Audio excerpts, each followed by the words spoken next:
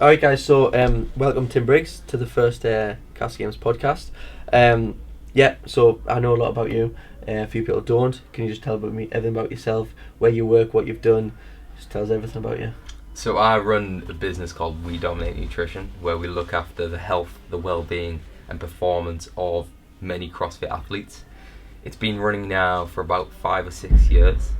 In that time we've kind of gone from being a really small business and just gradually creeping up and working and going to regionals and sanctionals with athletes, and it's growing, it's getting more prevalent. How, like, when you say athletes, are you like working with the top athletes as well? As in sanctional? Yeah. To so some sanctional athletes. I don't really have any potential, well, I have a couple kind of games prospects. Yeah.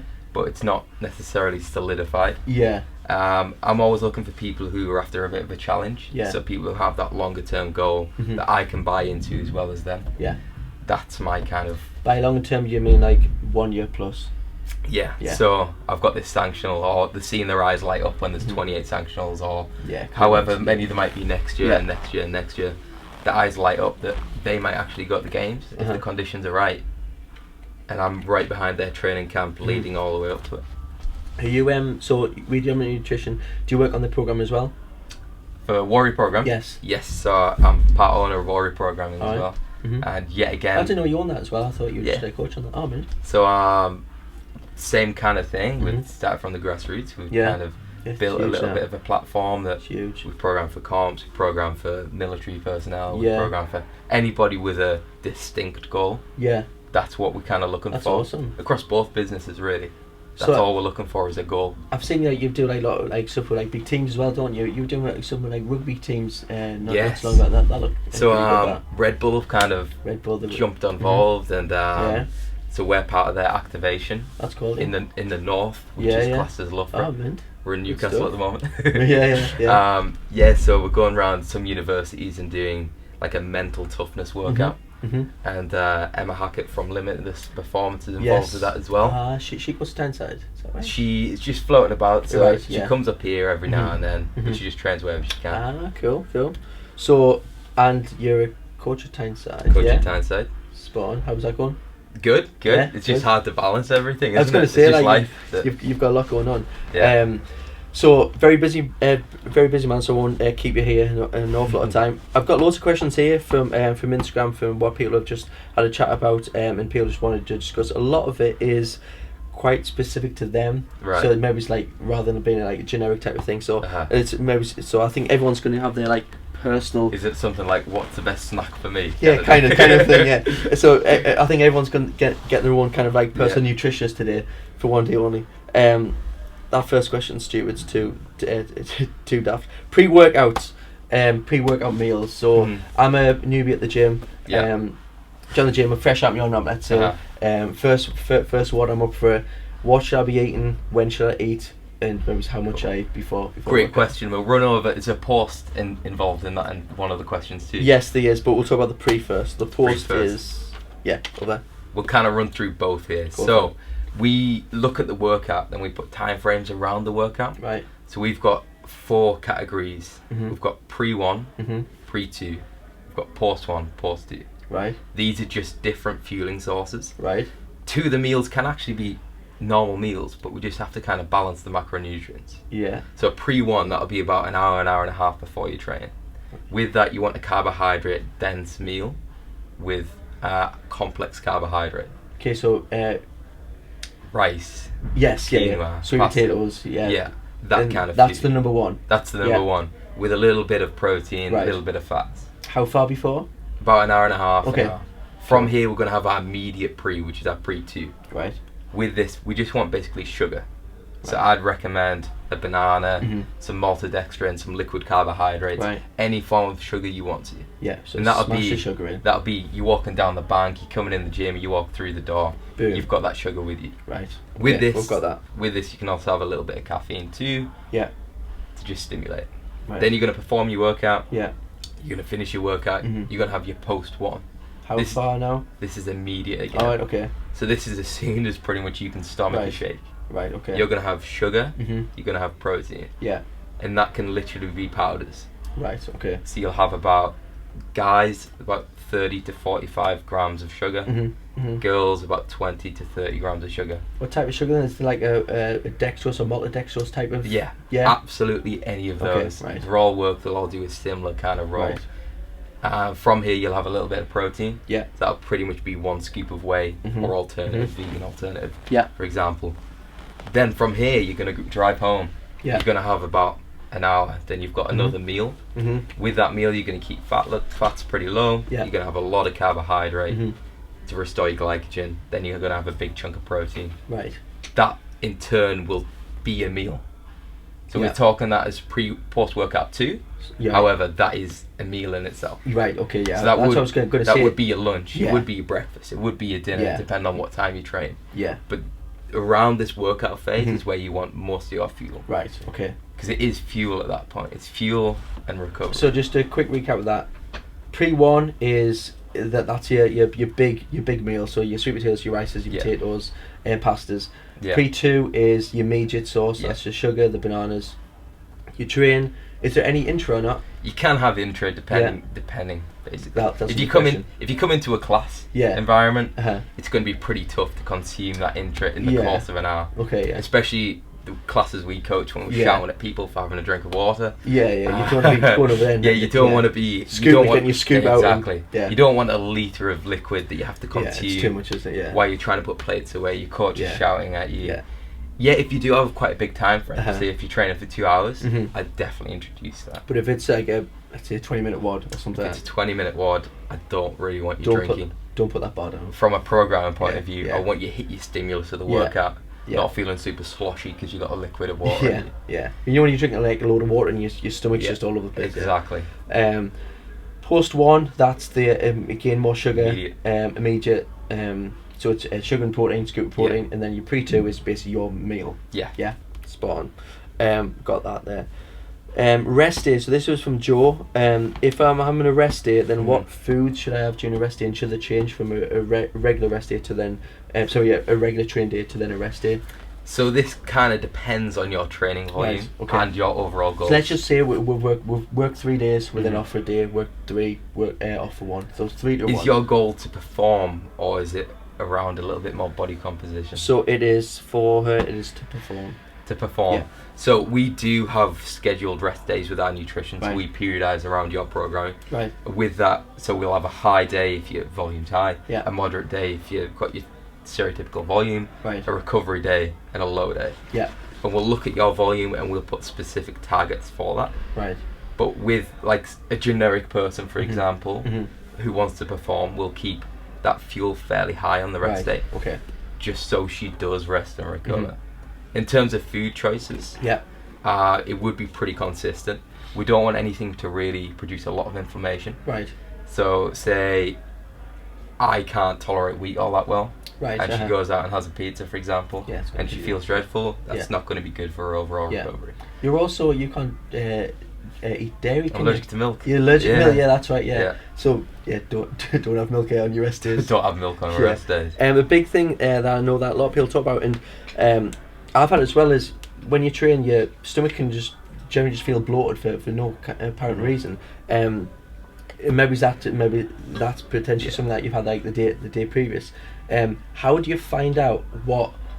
I suppose it's you've just got a process of elimination, isn't it? So it's exactly that. It's an elimination format.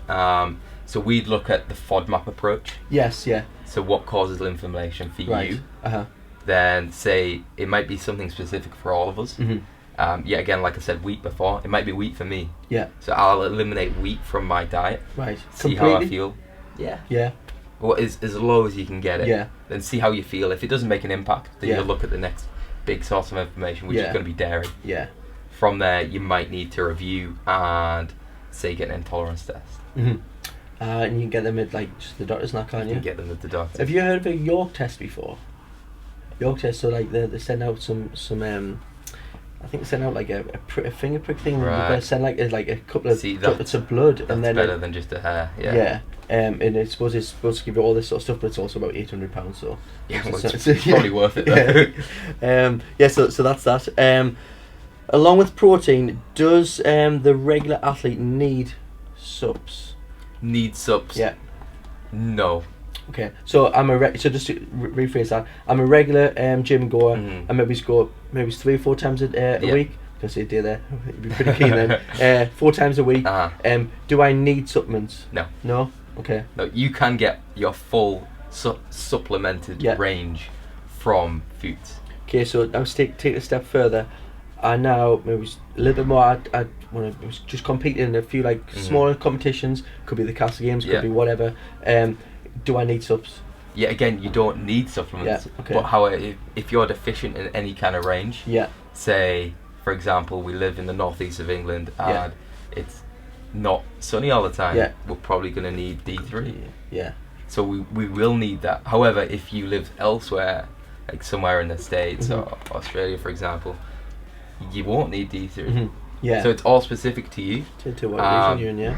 Say you eat the full rainbow of veggies, Mhm. you probably don't need a multivitamin. Yeah. Say you have your calcium sources, you have your iron sources from your food, you Yeah. don't need those because it's satisfied. How Even much- like creatine you can have in beef. Yeah, like I was going to talk about creatine as well. In terms of like calcium, obviously if you are allergic to dairy, are you just getting your calcium from other sources? Vegetables? I supplement calcium, but you Oh, can get yeah. it from different sources. From like broccoli and Yeah. cauliflower, Yeah. is that right? But you supplement, how do you supplement it? Just capsule. Oh dear, alright, cool. Right, Because one day is it? I do know it will be pretty tough for me to Yeah, get in, to get in especially if I'm yeah. traveling, Yeah, especially if I'm away for a few days or Yeah. I can't get access to that specific food source. Yes, I'll just supplement every day. right, spot, so that's that. Right, so a big topic here, I think we're doing another podcast just on this alone, but I've just got game changers to discuss. Game changers. Yeah, the big one. So it's a big topical thing. In terms of game changers, there is like a big takeaway that probably eat more veggies. Yeah, Yeah. yeah. That's probably Yeah, if anything from that, probably increase your vegetable intake. right, okay. And if, say, it has caused quite a lot of controversy over the period it's been Yeah. out there. It is entertainment though, it's on Netflix, isn't it? It is exactly, it's entertainment. Yeah. It's being produced to cause conflict. It gets people talking. I mean, I was Exactly. only at my gym for, like 5 minutes, and 3 or 4 people went and said, "Oh, game changer, you've seen it. I'm now going to become vegan. I've ordered this and I've ordered that." I said, "Right, chill it for a little bit." Yeah. I went and watched it one morning. I thought, I've got an hour here. I'm just going to watch it. And I'll be honest with you, I was watching it for 30 minutes, and some of the stuff I heard in 30 minutes was Absurd. about bench press. And if I drink beetroot juice, I can improve my bench press by 15%. I was like, right, where's that beetroot juice? Yeah. Do you know what I mean? So that was one thing. So yeah, that's kind of true to a degree. There is research out there with beetroot juice Beetroot is awesome. does impact performance. Yeah. Cool, but 15% you don't on have your to go. bench, You or don't have 19%. you don't have to go vegan to have beetroot Yeah, juice, right? yeah. But like with game changers, so the reason it was produced was to incite a bit of conflict. Yeah. Out there. Why is It did. anything produced? And it did. has. And, Yeah, yeah. and if it's made people slightly more open, cool. Yeah. If you eat more vegetables as a result of it, Yeah. you're winning. it's worked, doesn't it? Yeah. You're increasing your health status.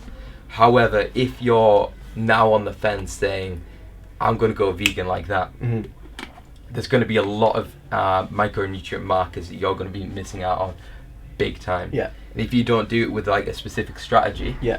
like your B12, your calcium, your Yeah. iron, for example, it might not be instant if you're not an athlete, but there will become a point where your health starts to deteriorate as a result of you going vegan without a strategy. Do you have, as We Dominate Nutrition, do you have specific models for vegans who you work with? Yeah. So we work with several vegans, Alright. and it is fine. Like, Yeah. it's their choice. Yeah. But can they hit a good range of protein? Yeah. Can Mhm. they satisfy the micronutrient needs? Yeah, with a You strategy. can. Yeah. But However- you need things in place. Things Yeah. got to be. So they've done all of that, then left all this conflict. Then the directors just slipped underneath and invested in a big vegan supplement company. Yeah. Yeah. I heard about that. So yeah. Is there another ulterior motive with it? There's got to be an agenda there. Because so a lot of the when I did see a few things on it, a few of the guys that were then guest speakers, if you like, they've all had. They've got vegan books out. They've got vegan recipe books. They've all, some people are invested in this like a particular type of edamame bean farm or something like that. So you've got to see that there's obviously agendas there. For you though, like I know you've maybe got a few notes on it. Like what were the main kind of like takeaway points for you? The fact there is a lot of false claims in there. Like, such as what are the major ones for you? When it compares, I think it was 3 tablespoons of peanut butter is the same quality as steak. Oh yeah. So, or is it eggs as well? And or eggs or something like that. It's physically not. Yeah, it's not right. But with the peanut butter, what have you got to incorporate? I mean, you've got all them calories, surely. With fats, yeah. So you might have it in the protein content. We'll come back to the protein content, but you've got to consume, what is it, 700 calories as a result. So basically, you've got to have like compared to 150 with the steak, for example. You can satisfy that, but it's coming with all this baggage underneath. Which people then aren't looking at that. You're consuming so many calories as a result of trying to hit just this one protein tag. Yeah, I just don't understand how people can compare that, like a jar of peanut butter to a few eggs or a steak. Like, I mean, think of the calories that are in that there, the quality of that, the it's going to taste nice. Than a jar of peanut butter. Like, exactly. It's just silly. Exactly. Next. So then if you've got a member on the gym floor that's now consuming 4 or 5 tablespoons of peanut butter instead of their meat sauce. On a night. There's going to be a problem. They're not going to see the results they want to see. No, they might go the other way, whether they'll go the other way. Next up, it'll naturally flow into protein quality. There isn't complete protein sources out there that are vegan. There is if they kind of manufacture them. But say you're looking at a meat source that has a complete amino acid profile. Say a broccoli doesn't, or whatever you're gonna compare it to, doesn't have that. So your long-term health will be jeopardized as a result. And if you're trying to perform, your performance, strength, and energy will ultimately drop off. So like when you're comparing, like let's say a Florida broccoli to then some eggs.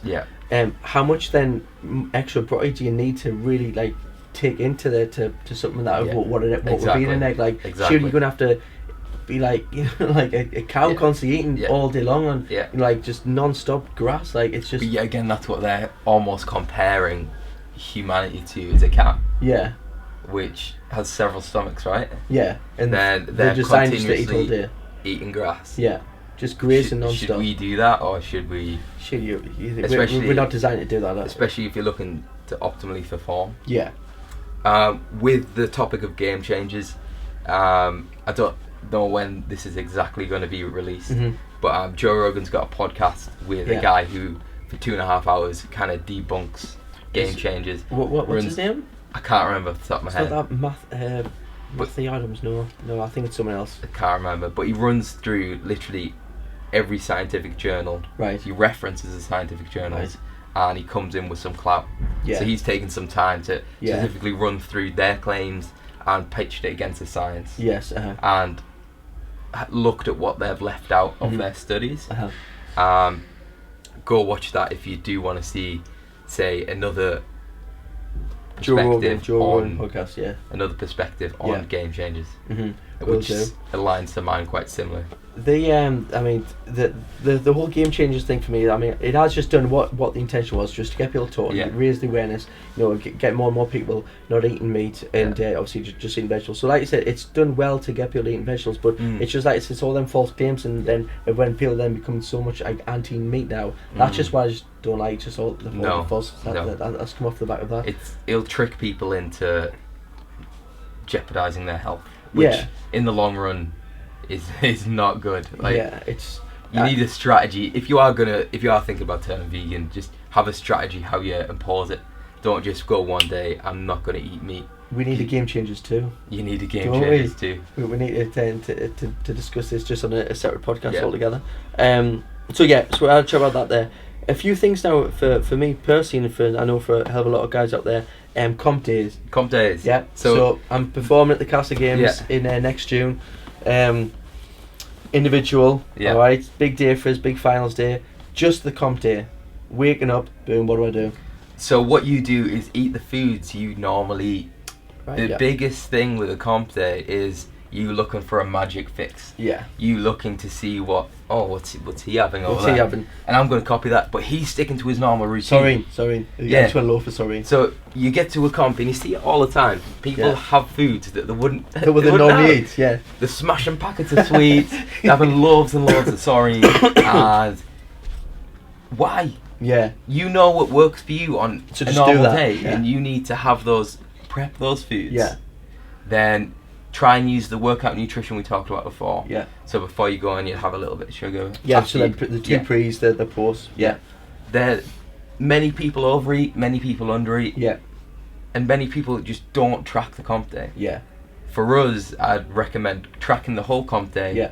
and making sure you have enough. Right. That's especially if it's a 2-day comp. Yeah. If day one you've underate all day Mhm. and you go out on the night, you have the pizza, Yeah. you're all inflamed, you're bloated going into day 2, Yeah. you feel sluggish, Yeah. you're not going to perform at your Not peak. at all, surely not. So day one is all about controlling your workout nutrition, Yeah. eating the optimal foods which work for you. Yeah. That might be boring. That Mhm. might be chicken and rice. Yeah. Some people might give you stick for having chicken and rice sat in the corner. Yeah. That's fine. So be it. That's Yeah. fine. Let Yeah. the best version of you show on the Yeah, dance floor. exactly. Then- That's good. So nothing should change. basically. Nothing Yeah. should change. Yeah. However, Yeah. in the lead up to a comp, we are going to carbohydrate load. Oh, right. Okay. So Okay. how I would do it, we're going to set targets for you. Yeah. Say you're on 330 grams of carbohydrate. Right. Ignore the others for now. Yeah. We're going to ramp up your carbohydrates. So what day is this? So let's just say the comp's on Saturday. What Comes day? on Saturday, we'll probably start carbohydrate loading on maybe Tuesday or Wednesday. Okay. Right. And yeah. we're going to gradually ramp your carbohydrates up to Right. something around between 100 and 200 grams of carbohydrate Yeah. on top of your... Right. On top of what you would normally have on a Yes. normal day anyway. Yeah. Right. Okay. Yeah. And just constantly just keep layering that up. Keep layering that up. So Yeah. it'll start with 50, then it goes Yeah. 75, then 100. Right. And it build and exponentially Along ramp with up. your normal training. Along with your Yeah. normal training. So even Right. on that rest day before you comp, Yeah. we want as much readily available glycogen as we can. So then before. come Saturday. Come Saturday, Absolutely fine. you've got those 500-600 Yeah. grams of Yeah, I was carbohydrate gonna in say you, yeah. and Yeah. you're at your peak. Yeah, but you're not bloated though, and you're just feeling. You're not bloated because you're eating your normal foods. Yeah. You're not having anything which causes any inflammation within your gut, Right. Okay. and you're feeling the best version of you. Right. That's an ideal setting. Okay. Go out and win the Castle Games now. Let's do it. Okay, so that's the comp day. Alright, so big one here. I mean, 4 or 5 people asked the same question, or questions similar. Over the Christmas period, Uh-huh. how do you navigate through the Christmas period, and how do you get through social occasions? Social Oh, so occasions. we're talking. Yeah. We're talking the 24th. Everyone's booked on the 24th of December, and we're back to work on the 3rd of January. Yeah. Over that whole period, Mhm. how do you get through that without putting on some weight and feeling sluggish come the Yeah. 4th of January? So we'd start pretty much now. We'll review Okay. the whole month of December. Right. Okay. So what I've kind of broken it down into, say you've got plans every weekend for Yeah. the whole of December. Yeah. You're going to take Christmas Day, Boxing Day off. Right. Cool. Yeah. That's still 20 odd days Yeah. that you can Okay. control that's in your routine. Yeah. Now if you look Mhm. at that, out of 30, 31 Then it's in not December, actually that much, then, is it? you've got 10, 11 days which might not be 100%. Right. Okay. Cool. Well, we can focus on those 20 days Yeah. and we can push as much consistency and training as Yeah. you can. Yeah. So you will be better. Okay. Then we'd look at what occasions you've got Yeah. and what strategies we can impose to overcome Right. it. With that, it'll be planning ahead of time. So you will look at the menu, Mhm. you'll take a rough estimate, Mhm. you'll add that into MyFitnessPal, Yeah. you look on the generic base, Mhm. Mhm. and you'll say you'll just put Christmas dinner, Yeah. and there'll be one Christmas dinner you'll put in. Yeah. That's fine. Yeah. That might not be 100% accurate, but Yeah. you do have accountability. Yeah. You know roughly where you are. Yeah. You know if you're severely Give or take undereating yeah. or overeating. Yes. But you'll do that in the morning. Uh-huh. You'll do that first thing in your day. Right. From there, you'll autofill the rest of the day, Mhm. and you'd work around this specific event. Yeah. If you drink, it's going to be a similar thing. So you'll add your drinks into MyFitnessPal. Right. Okay. You'll work for calories. You Mhm. won't work for your macros. Right. This is only because alcohol's another macronutrient. Yeah. From here, it's 7 calories per gram. What about in Guinness? In Guinness, It's a lot more. Just came back from Ireland. Yeah. But I did track it. Oh, did you try it? Yeah. That's good. It didn't go well, but I did track it.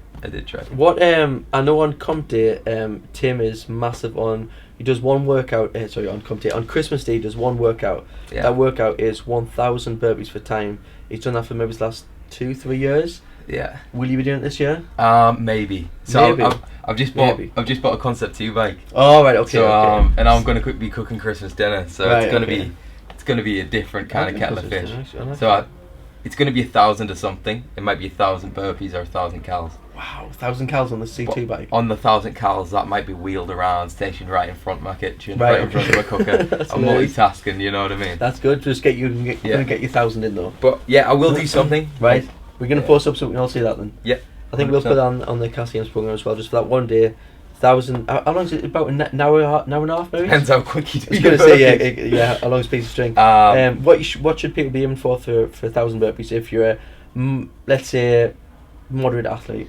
So I'd class myself as pretty much a moderate athlete, but I've got a bit of a screw loose when it comes to kind of like training and pain. You can zone out a so little bit. I always do roughly about an hour. Right. Okay. But that might be an hour and a half for you. It Right. might be a little bit less if you're an absolute little ninja. I mean, we're going off tangent. It's not even about nutritional, but how are you going to split these sets up? I was going to split these sets up. So I often just do burpees. You're just going non-stop. So I've seen people have strategies where they've gone an E1 format. I'm not going to do that. I'm just going to fall over and stand back up. Okay. I'll probably do it outside in the ice. Hopefully it's icy because you can control it a little bit less. Right, okay. So the best year I've had is when it was icy outside. My feet just slid. Yeah. I don't know whether that's cheating or performance enhancing. Yeah. I had a towel down for my chest. Did you have a few celebrations just beside you? I literally came in, I had a bacon sandwich, I was shivering. Wow. That year. It was pretty good though. 1,000 burpees for time. Let's go. I reckon 1 hour 10 is 110. I think 110 is gonna be doable for a few people this year. Right, that's the Christmas and the social occasions. Yeah. I wouldn't suggest tracking on Christmas Day though. No, have the day off, go spend it with family. Yeah, exactly. It's one day. It's fine. It is one day of the year. All right, best of the bad options. So we're back on Comp Day. Yeah. So we're traveling. So I'm sit this weekend. I'm not doing it, but I'm at a wedding frustratingly. But I'm travelling down to Bath. That's where it is, isn't it? Bath, yeah. I haven't prepped. Mm-hmm. Okay. What's the best of the bad out there? I.e., I've got to eat some food service stations. I've just got to get some food in. So is this on about the way down? Yes. Are you travelling to your Airbnb, or can you get some prep when you're there? So I'll look into a little bit more of the factors with this. So stay in an Airbnb, prep your food, come down a day early. Yeah. Even if you have to do that morning before, right? It's not ideal because you're going to be waking up at 5, 6 anyway. It is what it is. Yeah. Prep some food the night before. Just make double of that dinner. Mm-hmm. You're probably going to stay with some friends, some family. There might be somebody there who's not competing. They might go, right, I'll just take one for the team. I'll make a double portion of this dinner. Right. I'll spread it throughout your comp day. Put it in a Tupperware. And you're good to go. Because all you got to do is just bring Tupperware with you. Yeah. And just grab some balanced food. So you'll have like a protein source, you'll have a carbohydrate source, you'll have veggies, and a little bit of fat in there too. Okay, we haven't done that. I'm super unorganised. I haven't done that. I'm now just going to I'm going to Weatherby Services. Yeah. I'm then at Peterborough, all the way down there, and I've just got to eat. What am I eating in the service stations? What's the best of the bad? It's pretty easy. Really easy. Go for it. Marks and Spencer's. Right, go in there and get 3 for $7 on the meats. Right, okay. That's sorted. You've got 3 meals spread out. Right, okay. You'll look in the almost like the ready-made salad sections. Yeah. Get a tub of salad. Yeah.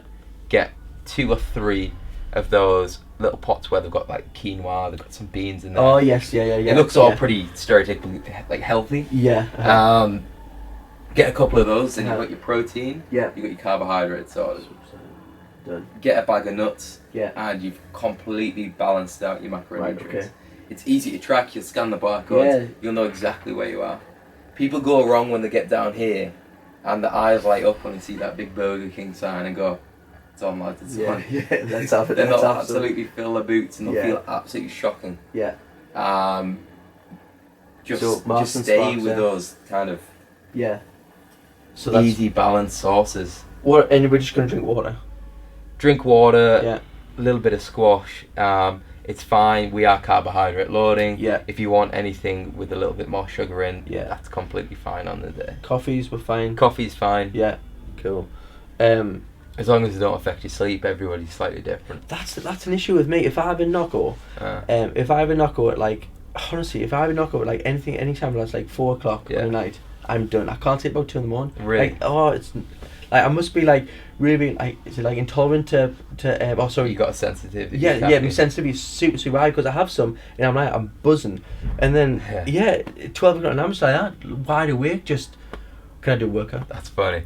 But if you look at the content of caffeine in a knockout, it's double a Red Bull. It's I think it's 2 or 3 high, coffees. isn't it? It's super high, so be careful with a knockout, especially later on. So I don't even drink coffee. So I think really? I don't even. Oh, that'll be wise. So you've got a really low caffeine tolerance because your body isn't adapted to it. I never ever drink coffee. Hate the taste of it. I just have a knockout one a day, and it's a nightmare. Yeah. I'm told I'm not allowed to drink it now. So I'm banned from drinking. You're banned. Yeah. All right. So this one's a funny one. Amount of usable protein per serving is 25 grams is the sweet spot, and what happens to the rest of it? So there is glucogenesis. Oh yes, that. Where overeating on a certain macronutrient turns into glycogen. Right. Okay. So it is fine to it's fine to overindulge in that. Overindulge, but that 25 grams is person specific. Right. Okay. So it might be a little bit more, might be a little bit less. Yeah. So I'd recommend overeating on that. Right. Just to make sure. Uh-huh. It is. I don't know how fresh the science is on that. Mm-hmm. I remember that almost being like a bro thing growing up. Do you know what Yeah, I mean? yeah, yeah. When you're in the gym, yeah. you can only have 25, but you're still going to have 120 every serving. Yeah, You know what I mean? You gotta have 25 within like 20 minutes. So Yeah. as soon as you put it, right, get it in now. Yeah. But yeah. So I'd take it all with a pinch of salt. Overeat on your protein just a little bit. Right. It does satiate you, so you don't feel as hungry Yeah. so often. So protein's probably a good one to slightly overeat on. When I say Cool. overeat, you still got your targets that you're Yeah, going you to still aim got for. them numbers. Yeah. However, per serving, you're going to slightly... But I've always found hard to on my fitness pal or just tracking your macros throughout the days to hit that protein, but then also to keep the fats like it's like a low, like maybe 15% or something like that. It's like super hard to keep because generally a lot of protein-rich foods, if it's meats, they do have in that fat. So it's quite hard to hit the ratios, and that's going to be the next question I'm going to come up to, is what's the ideal amounts of ratios what you want to be for a general gym goer to a competitive athlete? What numbers do you want to be hitting? Is it 40 30 30? Is it 40 40 20? Is it, what is it? It's kind of individual specific. You look at your volume. You want carbohydrates to be pretty high, like 40 or 50%. Right. Okay. Look at the sport you're doing. Review your sport. Does CrossFit go long enough to use fats as fuel? Not really, but it's not as simple as just going, it doesn't use fats. Yeah. It does use fats as fuel, but it's not as much as your glycogen because you're going to be sprinting most of the time. Yes. You're lifting, it's powerful. So you want carbohydrates to be the prevalent macronutrient. You need your protein fairly consistent every day. Yeah. Depending on, it's all about grams per like pound of body weight. Yeah, so is it like maybe say 2 grams per, or is that if you really is that the high end? That's the high end. Yeah. But 2.2 is. It all depends on the goal. If you want to add a little bit of muscle mass, you want to eat a little bit more protein. Yeah. But I think this was a problem with the Game Changer. We'll go back. They used an outdated study of grams per pound of body weight, and I think they based it off 0.6 or 0.5. That's really low, which is really low. Yeah. Which is really low. Whereas it actually should be, I think 1.2 is a minimum. Right, is it? Don't quote me on that. Yeah. It's just taking the numbers off the top of my head, but I can remember. Yeah, I remember I want to say 1.2 to 2.2 being the high end, and for a moderate athlete, I want to say maybe it's a 1.4-ish. Yeah. But yeah, 0.6 is stupidly low. Yeah. It's very, very, very low. Right. Okay. So that's just another. Again, be careful. Game Changers Part 2 again. That's quality. But with the ratios, just keep your carbohydrates high. Yeah. And it all depends on what you're consuming overall. Right. To where you manipulate your protein and fats from there. Right. So it might be 25-25. It might be 30-25. That's 30-20 rather. But it all depends on that individual. It's hard to just go Yeah. This is your example athlete. I think like what you're kind of hitting on there is everyone's obviously different, and Yeah. you've just got to figure out what works really Yeah. well for you. Yeah. So the only way you do that is by eating it. Change a lot of training. Did you Yeah. feel good? Yeah. All right. I'm going to sit down ratios. If I didn't, Exactly. feel a bit sluggish, then of course then lower something or increase something. Just on terms of just like that whole topic there of being a nutritionist and helping people out. Mhm. Are you currently like? How does it work with We Dominate Nutrition? Are you taking people in at the moment, or Yeah. are you? Yeah. So always taking people in. Right. We just want you to start with what your why is. What is your Right. goal? So why do you want to get started? We just need a refined goal. Uh-huh. Some people come and just like, I want to be better Yeah. at it. Well, you just need, I want whatever you want to achieve. I Mhm. want, because that helps you stay accountable long term. Right. If you've got your why at heart, why Yeah. you're doing something, Mhm. like why are you training? What do you want to get out of your training? Me personally, Yeah, is it I stress wanna- release? Is I it want performance? to. I want to perform at the highest level. Mhm. And I want to be the best. I know it's very cliche, but I want to be the best version of me. Yeah. So can I perform the highest level? Whether that be maybe it's one day, it's some I don't know in some sanctuary or something. I Yeah. want to perform really really high up there. But I know that the only way I'm going to get there is if I look after that nutrition. Yeah. You look at that the whole CrossFit pyramid. At the bottom, this nutrition. It's a foundation. Yeah, if you get that wrong from the start, it's But going to crumble. you always want like the pyramid of your mindset's in place. Yeah, You need your nutrition as a foundation, yeah, and you need somebody to look after you. Either, I'm not saying like look after you, mother you, yeah, but like from a program perspective, yeah. somebody you need to that, yeah. to look after your best interests. Yeah. Like there's too many athletes even at like a big stage where you can tell they're not given quite the right programming. Yeah. Or they slightly cherry pick. Like the strong boys keep getting stronger, but they don't get fitter, for example. Yeah, Let's drop off that. Let's just take a step back. It's okay if you lose 2, 3, 4 kilos off your lift, yeah, because that's your jam. Mhm. You will get that back. Mhm. But let's focus on the areas you aren't 100% at.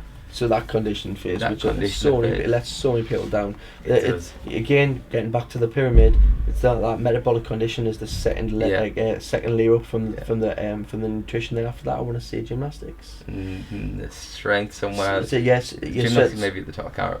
Yeah, but it basically it's Mm. it's that condition in the bottom. I think it's a lot of people obviously just I mean you look at some of the guys now and they are super fit.